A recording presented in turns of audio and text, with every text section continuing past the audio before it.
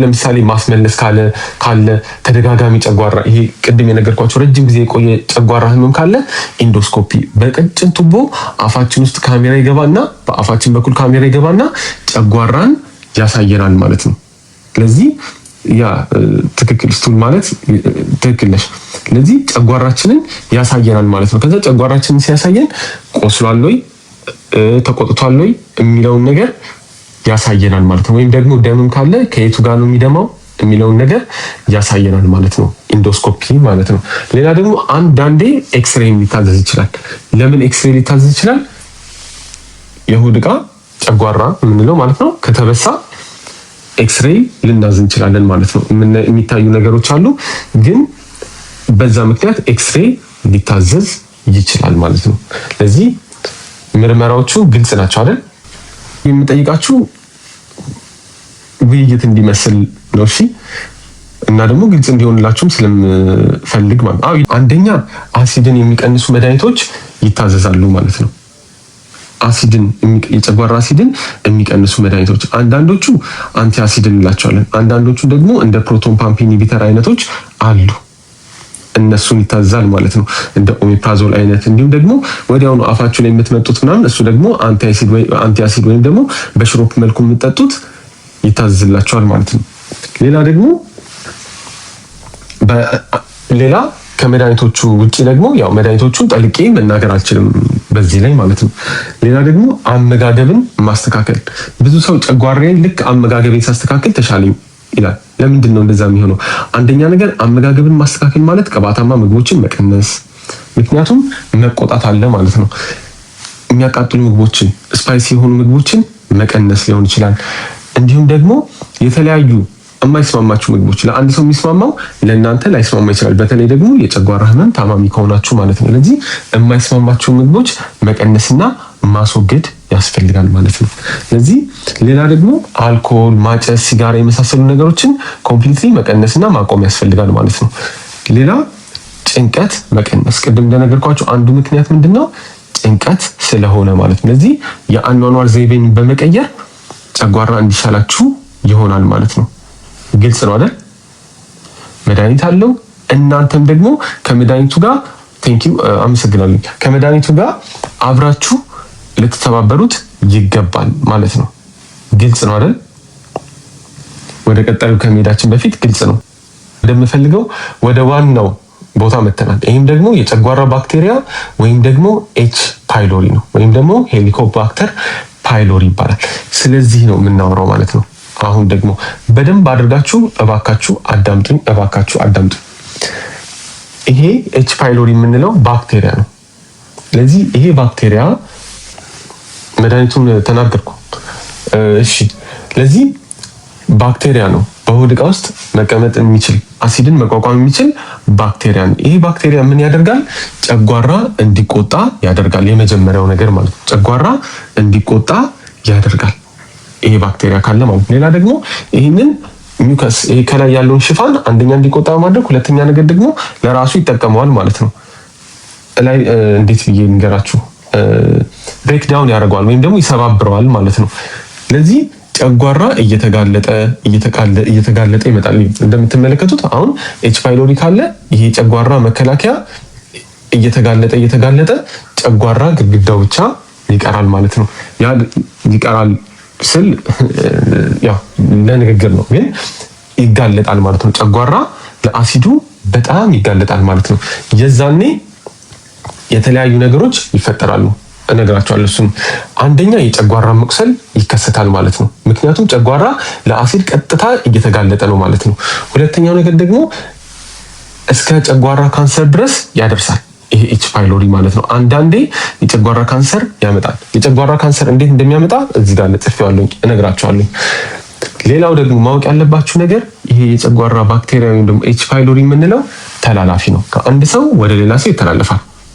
በምን በተበከለ ምግብና ውሃ ይተላለፋል ማለት ነው። ስለዚህ የተበከለ ምግብን ጨጓራ ባክቴሪያ ያለበት ሰው መታከም ያለበት ለዛ ነው። አሁን ለምሳሌ አንድ ቤት ውስጥ አንድ ሰው የጨጓራ ባክቴሪያ ካለበት ወይም ደግሞ ኤች ፓይሎሪ ካለበት ለሁሉም ቤተሰቡ ሊያስተላልፍና ሊያዙ ይችላሉ ማለት ነው። ምክንያቱም ምግብ የሚያበስል ከሆነ እቃውን የሚያጠፍ ከሆነ ይተላለፋል ማለት ነው ኤች ፓይሎሪ። ለዛ ነው ባይ ዘ ዌይ በእኛ አገር እጅግ በጣም ያለ በሽታ ነው ማለት ነው። በዓለም ደረጃ አለ በጣም፣ በእኛ ሀገርም እጅግ በጣም አለ ማለት ነው። ለዚህ በምግብ ይተላለፋል ማለት ነው፣ በምግብ ንክኪ ማለት ነው። ሌላ ፔፕቲክ አልሰር ዲዚዝ ያመጣል፣ የጨጓራ ቁስለት ማለት ነው። እንዲሁም የጨጓራ መድማት ያመጣል። ኢንዳይሬክትሊ ደግሞ ቀጥታ ሳይሆን በተዘዋዋሪ መልኩ የጨጓራ መድማት ካለ የደም ማነስ የመሳሰሉትን ነገር ያመጣል ማለት ነው። ይሄ ኤች ፓይሎሪ የምንለው ባክቴሪያ ማለት ነው። ቀላል ባክቴሪያ አይደለም። እንደነገርኳችሁ ካንሰርም ያመጣል። ካንሰር ግን እንዴት እንደሚያመጣ እነግራችኋለሁ። ግልጽ ነው አይደል? ግልጽ ነው አይደል? የጨጓራ ባክቴሪያ ኤች ፓይሎሪ አለባችሁ ከተባለ ምን አለባችሁ እንደተባለ ግልጽ ነው። ቤት ውስጥ አንድ ሰው ካለበት ሁላችሁም ቼክ ተደረጉ አደራ። ይህንን መልእክት በደንብ አድርጋችሁ አዳምጡ። አንድ ሰው የጨጓራ ባክቴሪያ አለበት ከተባለ ሁላችሁም ቼክ ተደረጉ። የቤተሰቡ አባል ማለት ነው። ትጠቀማላችሁ እንጂ አትጎዱም። አደራ አደራ። ምልክቶቹ አንደኛ እንደ ጨጓራ ቅድም እንደተናገርኩት ነው። የማቃጠል ስሜት፣ የሆድ መነፋት፣ ማቅለሽለሽና ማስመለስ፣ ደም ማስመለስ፣ እንዲሁም ደግሞ የጠቆረ ስቱል ሽንት ቤት በምጠቀሙበት ጊዜ ሊጠቁር ይችላል ማለት ነው። ምክንያቱም ለምንድነው? ጨጓራ እየደማ ነው ማለት ነው። እየደማ ዳይጀስትድ ሆኖ እያለፈ ስለሆነ ነው ቀይ ያለው ነው እንጂ ጨጓራ እየደማ ነው ማለት ነው። እየተፈጨ ደሙ እየተፈጨ እየወጣ ስለሆነ ነው ማለት ነው የሚጠቁረው እንጂ ጨጓራ እየደማ ነው ማለት ነው። የሆድ ዕቃ እየደማ ነው ማለት ነው። ለዚህ ይህንን ማወቅ አለባችሁ። ምርመራዎቹ ቅድም ተናግሬያለሁ። ዩሪያ ብሬስ ቴስት ብያለሁ። አፋችሁ ላይ የሆነ ነገር ሰጣችሁና ብላችሁ ትላላችሁ። ከዛ በኋላ በዛ ይታወቃል። ስፔሲፊክ አልሆንም፣ ወደ ውስጥ ጠልቄ ይህን አልነግራችሁም። ሌላ ደግሞ በስቱል ምርመራ ይደረጋል። ሌላ ደግሞ በደም ምርመራ ይደረጋል። ነገር ግን አንደኛ ቢኖር በቃ ምርመራው ትክክለኛ ጥሩ ነው ተብሎ የሚታሰበው አንደኛ በአፋችሁ የምትሉት ዩሪያ ብሬስ ቴስት የምንለው ማለት ነው። ሁለተኛ ደግሞ በሽንት ቤት ወይም ደግሞ በስቱል በምትሰጡት ምርመራ ማለት ነው። ሶስተኛ በደም ምርመራ ማለት ነው። ለዚህ እነዚህ ሌላ ደግሞ ኢንዶስኮፒም ሊሰራ ይችላል። ኢንዶስኮፒ ቅድም ነግሬያቸዋለሁ። በአፍ ውስጥ በሚገባ ካሜራ ጨጓራ መመልከት ማለት ነው። አንዳንዴ ከላዩ ላይ ከሆድ ዕቃ ላይ ተቆንጥሮ ይወሰዳል። ባዮፕሲ እንለዋለን። እሺ፣ ከሆድ ዕቃ ላይ ተቆንጥሮ ይወሰድና እሱ ይመረመራል። ለሆድ ዕቃ ካንሰር ሊሆን ይችላል፣ ለኤች ፓይሎሪ ሊሆን ይችላል ማለት ነው። ለዚህ ይህን ይመስላል። እሺ፣ ከዛ ህክምናዎቹን በደንብ አድርጋችሁ አዳምጡ። ህክምናዎቹ ምን ምን መሰሏችሁ? ማወቅ ያለባችሁ ነገር ማለት ነው። አንደኛ ሁለት አይነት አንቲባዮቲክ እና አንድ አይነት የአሲድን የሚቀንስ መድኃኒት ይታዛል። እስከ 14 ቀን መወሰድ አለበት በስነ ስርዓት ማለት ነው። ሊከብድ ይችላል መድኃኒቱ፣ ነገር ግን በስነ ስርዓት መወሰድ አለበት። ብዙ ሰው መድኃኒቱን ይጀምረውና ሲከብደው ያቆማል። ይሄ ደግሞ አንደኛ በዛው መድኃኒት እንዳይድን ያደርጋል ማለት ነው። ሁለተኛ ነገር ደግሞ ድጋሚ ህክምናው ይቀጥላል ማለት ነው። ሶስተኛ ነገር ደግሞ አልወስድም ብላችሁ ካቆማችሁ እንደነገርኳችሁ እነዚህ ሁሉ ቅድም የዘረዘርኳቸው ችግሮች ይመጣሉ ማለት ነው። ለዚህ በምንም ተአምር መድኃኒቱ ከታዘዘ በኋላ መጨረስ አለባችሁ። አንዳንዴ በአንድ ዙር ህክምና ላይጠፋ ይችላል፣ አንዳንድ ጊዜ ማለት ነው። ለዚህ ደጋግማችሁ መታከም ሊያስፈልግ ይችላል። ነገር ግን ደጋግሞ መታከሙ ይጠቅማል እንጂ አይጎዳም። አደራ ይህንንም እንዳትረሱ እሺ። የጨጓራ ባክቴሪያ ወይም ደግሞ ኤች ፓይሎሪ የምንለው እንዴት ካንሰር ያመጣል የሚለውን ነገር በጣም በቀላሉ ላስረዳችሁ። በጣም በቀላሉ ማለት ነው። አንደኛ የጨጓራ የሆድ ዕቃ መቆጣት ያመጣል፣ ኢንፍላሜሽን ያመጣል ማለት ነው። ስለዚህ በተደጋጋሚ ኢንፍሌምድ ሲሆን የጨጓራ ሴሎች ደግሞ እየተጎዳ ነው፣ ቆይ እንቀይረው እያሉ ሴሎቹ ይቀያየራሉ ማለት ነው። ቶሎ ከኖርማሉ በተለየ መልኩ ይቀያየራሉ ማለት ነው። የዛኔ አንደኛ በአግባቡ ያላደጉ ሴሎች ሊሆኑ ይችላሉ። ሁለተኛ ዘረመላቸው የተጎዳ ሴሎች ሊሆኑ ይችላሉ። ለዚህ ሴሎች ቶሎ በሚቀየሩበት ለዚህ አትሮፋ ያደርጋል ማለት ነው። ያንሳል ማለት ነው። ያንሳል ስል አትሮፊ ወይም ደግሞ ያንሳል ማለት ነው። በቃ አትሮፋይ እንዴት ብዬ በአማርኛ እንደምገልጸው አላውቅም፣ ግን አትሮፊ ይከሰታል ማለት ነው። መሸብሸብ ማለት ነው። በአማርኛው አትሮፊ ይከሰታል። ስለዚህ ያተከሰተ ማለት ነው አትሮፊክ ጋስትራይተስ ይባላል። ይሄ አትሮፊክ ጋስትራይተስ ማለት የሚመጣው በጨጓራ ባክቴሪያ ነው ማለት ነው። እሺ አትሮፊክ ጋስትራይተስ በጨጓራ ባክቴሪያ ሊመጣ ይችላል።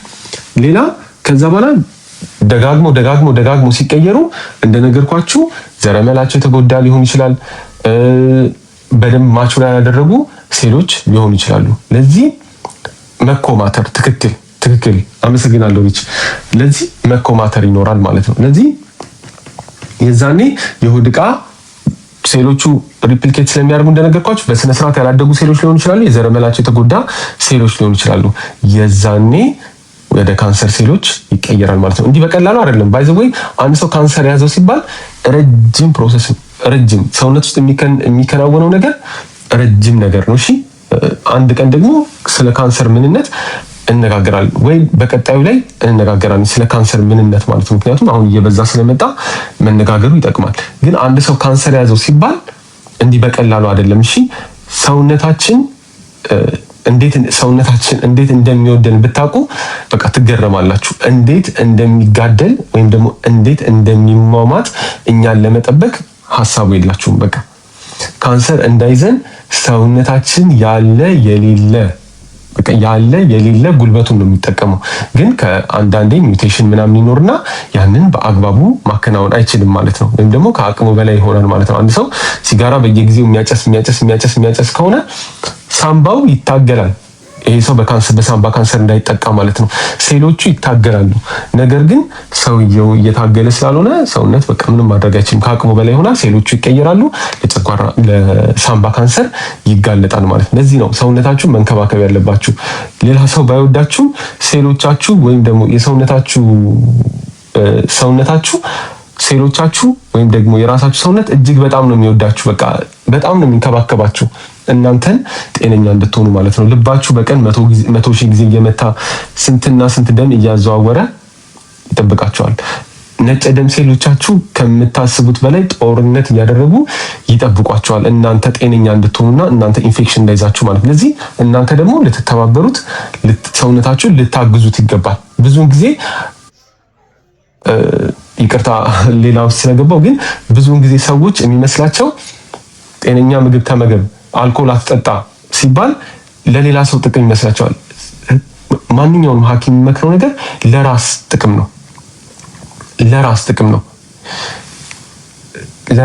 ነው ማለት ነው። ለዚህ ማንኛውንም ጥቅም ይሄን አታርጉ፣ ሲጋራውን አታጭሱ፣ ምግብ ይሄን ቀንሱ የሚባለው ለእናንተ ነው ማለት ነው።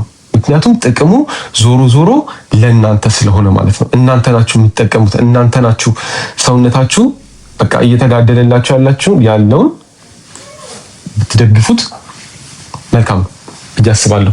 ግልጽ ነው አይደል?